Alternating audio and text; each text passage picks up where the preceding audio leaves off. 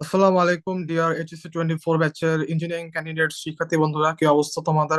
সবাই তোমরা ভালো আছো, সুস্থ আছো? সো আমি তোমাদের জন্য এক্সাম স্ট্র্যাটেজি নিয়ে কথা বলবো ইনশাল্লাহ। মানে তোমাদের তো কুয়েট দিয়ে স্টার্ট হবে, তাই না? সো কুয়েট, বুয়েট ফিলি আর রুয়েট ফিলি, এই তিনটা অ্যাডমিশন টেস্টে কিভাবে তোমরা অ্যাপ্রোচ করবা সেটা নিয়ে ইনশাল্লাহ কথা বলবো।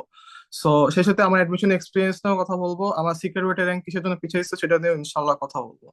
সো কথা না বাড়িয়ে ভিডিও স্টার্ট করা যাক।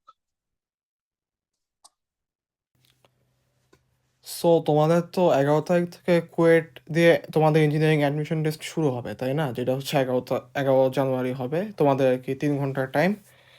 3 ঘন্টা টাইমের মধ্যে কী কী আছে তোমাদের? ফিজিক্স, কেমিস্ট্রি, ম্যাথ আর হচ্ছে ইংলিশ।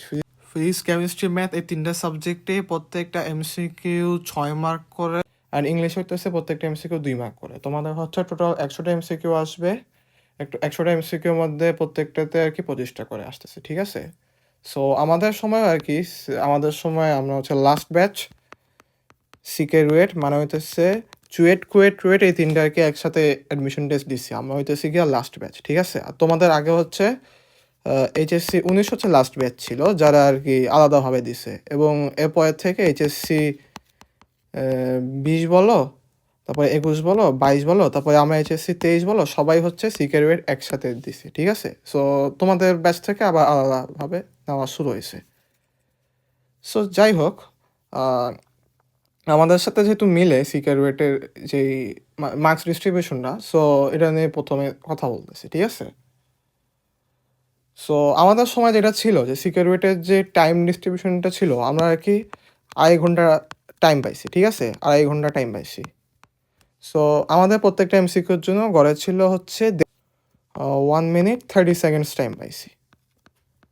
আর তোমাদের হইতেছে কুয়েটে হচ্ছে 3 ঘন্টা টাইম, আর তোমরা কি প্রত্যেকটা এমসিকিউর জন্য গড়ে টাইম পাচ্ছ হচ্ছে গিয়া 1 মিনিট 48 সেকেন্ড পার এমসিকিউ।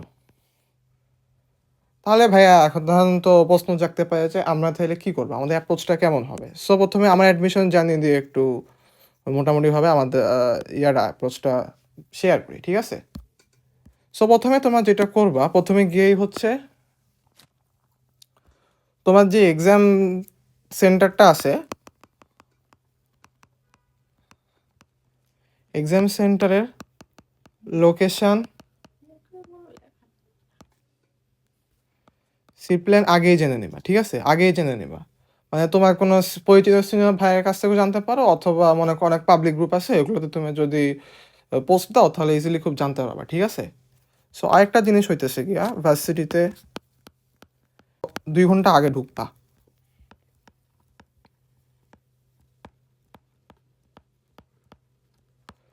বলতে পারো যে ভাইয়া কেন 2 ঘন্টা আগে ঢুকবো কেন? কারণ হচ্ছে 2 ঘন্টা আগে ঢুকলে তুমি যাই একটু মনে করো ওই যে ক্যাম্পাসে একটু বৈশা একটু রিভাইজ দিতে পারলা, কোয়েশ্চেন ব্যাংক দেখাইতে পারলা, এই হলো কথা। ওই তো কোয়েশ্চেন ব্যাংকের পয়েন্টটা যেহেতু বলেই ফেললাম, তবে অবশ্যই লিখেই ফেলি। ভার্সিটি এতে বসে হচ্ছে কোয়েশ্চেন ব্যাংক দাগাবা। তাহলে ভাইয়া বলতে পারো যে কেন কোয়েশ্চেন ব্যাংক আর মডেল টেক্সট বুক দাগানোর কথা কেন বলতেছেন?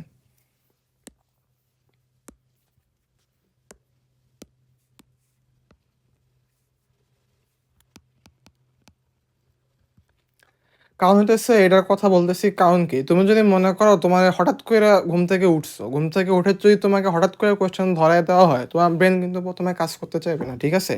তোমার ব্রেনটা একটু আস্তে আস্তে কাজ করে প্রথমে। তবে তুমি যদি সলভ করার উপরে থাকো, তাহলে সলভ করতে করতে তুমি যখন এক্সাম হলে ঢুকবা, তখন দেখবা তোমার ব্রেনটা অনেকখানি ফাংশনিং করতেছে, তুমি কিন্তু খুব ইজিলি অ্যান্সার করতে পারবা, ঠিক আছে? সো এই জন্যই বলতেছি ভার্সিটিতে বসে অবশ্যই কোয়েশ্চেন ব্যাংক এবং মডেল টেস্ট বুক দেখাবা। যতক্ষণ না তোমাদের আর কি পরীক্ষায় ঢুকার তখন পর্যন্ত কিন্তু অবশ্যই এই কাজটা করবা, ঠিক আছে?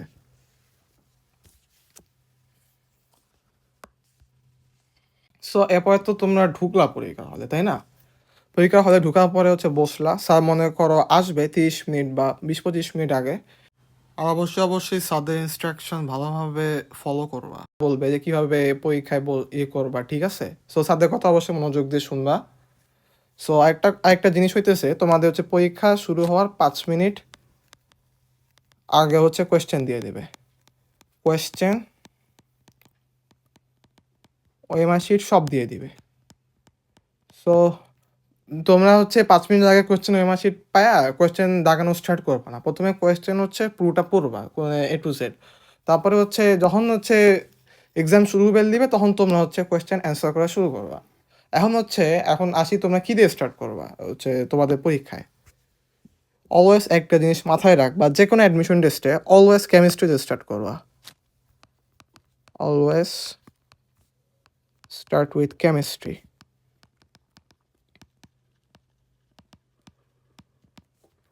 এরপরে হচ্ছে স্টার্ট করবা হচ্ছে গিয়ে ফিজিক্স দিয়ে।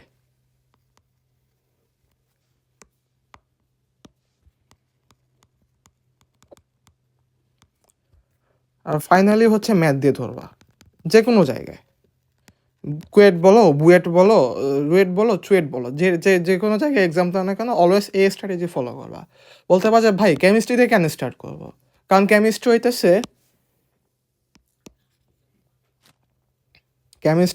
ইঞ্জিনিয়ারিংয়ে সবচেয়ে ইজিয়েস্ট কোয়েশ্চেন করে, সবচেয়ে ইজি করে হচ্ছে গিয়ে কেমিস্ট্রি। আর ফিজিক্স আর ম্যাথ হচ্ছে ভালোই কমপ্লেক্স করে। সো এই জন্যই কেমিস্ট্রিতে স্টার্ট করলে তোমার টাইমটা আর কি খুব অনেক ইজিলি কমে যাবে। ঠিক আছে, তোমাদের হচ্ছে প্রত্যেকটা এমসিকিউর জন্য কত বলছিলাম, 1 মিনিট 48 সেকেন্ড না? তোমাদের হয়তো 1 মিনিট 48 সেকেন্ড লাগবে না, তোমাদের হয়তো 1 মিনিটের কম সময় হয়ে যাবে, অথবা 1 মিনিটেই তোমাদের হয়ে যাবে। তাহলে 25 মিনিট হয়ে যাচ্ছে তোমাদের। তোমার এই টাইমটা কিন্তু ভালোই সেভ হবে। এই টাইমটুকু তুমি হচ্ছে ফিজিক্স আর ম্যাথ হচ্ছে দিতে পারবা। আর আরেকটা বিষয় হচ্ছে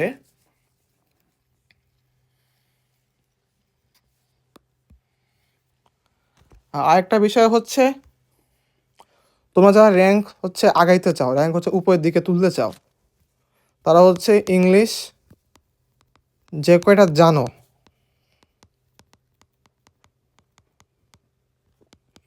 সে কয়টাই দাগাবা। আর যে কয়টা তুমি একদম শিওর যে তুই হ্যাঁ ভাই এগুলো হচ্ছে একদম পারবো, একবার পারফেক্ট, সে কয়টাই দাগাবা। বেশি আবার দেখাতে যাও না, কারণ বেশি দেখালে কিন্তু আমার মাইনাস মার্কিংয়ের সম্ভাবনা আছে। আমার সিকিউরিটির র্যাঙ্ক কিন্তু এই কারণে পিছাইছে অনেকটা। আমি যে এক্সাম দিছিলাম আমি এক্সপেক্ট করছিলাম যে আমার কি র্যাঙ্ক হচ্ছে টপ 50 আর টপ 60-র মধ্যে থাকবো, কিন্তু আমার হচ্ছে র্যাঙ্ক আসছে 151। সো ইংলিশের জন্য আমার র্যাঙ্কটা বেসিক্যালি পিছাইছে। সো এই জিনিসটা অবশ্যই খেয়াল রাখো, ঠিক আছে?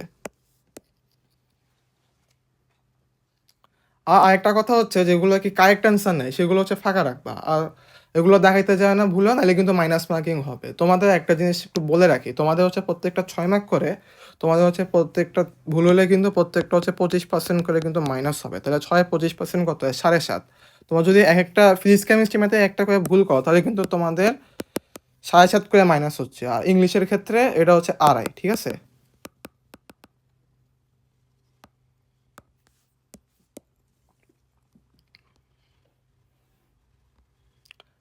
আর একটা জিনিস, তোমার যদি কোনো এমসিকিউ না পারো তাহলে কিন্তু সেগুলো আন্দাজে অ্যান্সার করবা না। Don't do this, I repeat. তোমার যদি কোনো এমসিকিউ না পারো সেগুলো ভুলেও আন্দাজে জাগাইবা না, দরকার হলে ফাঁকা রাখবা।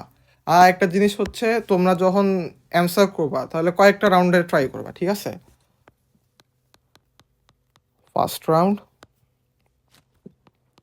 সেকেন্ড রাউন্ড, আর মনে করো যদি তোমাদের লাগে আরও কয়েকটা রাউন্ড নিলা। সো ফার্স্ট রাউন্ডের ক্ষেত্রে কী করবা? ফার্স্ট রাউন্ডের ক্ষেত্রে প্রথমে থিওরিটিক্যাল কোয়েশ্চেনগুলো অ্যান্সার করবা, থিওরিটিক্যাল কোয়েশ্চেন্স। তারপরে সেকেন্ড রাউন্ডে এসে কী করবা? যেগুলো হচ্ছে ক্যালকুলেটর দিয়ে সলভ করা যায়,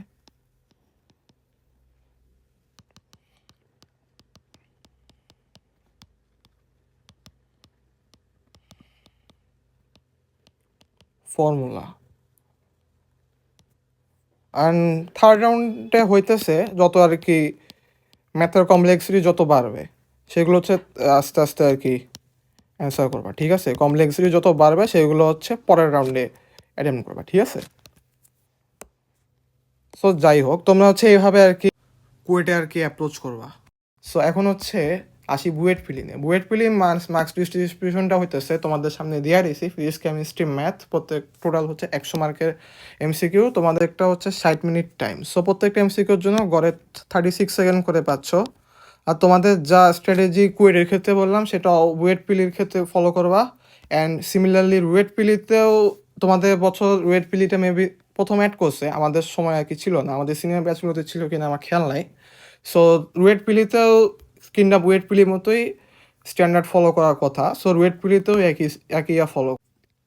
আরেকটা জিনিস অবশ্যই খেয়াল রাখো, যখন তোমাদের হচ্ছে এক্সামে ফাইনাল ঘন্টা বাজবে তখন কিন্তু তোমরা কেউ হচ্ছে এমসিকিউ দেখাইতে যাও না, ঠিক আছে? জাস্ট কলমটা রেখে দিবা, কারণ দেখাইতে গেলে কিন্তু সব জায়গায় কিন্তু স্যাররা কিন্তু সাইলেন্ট এক্সপেল করে দিবে।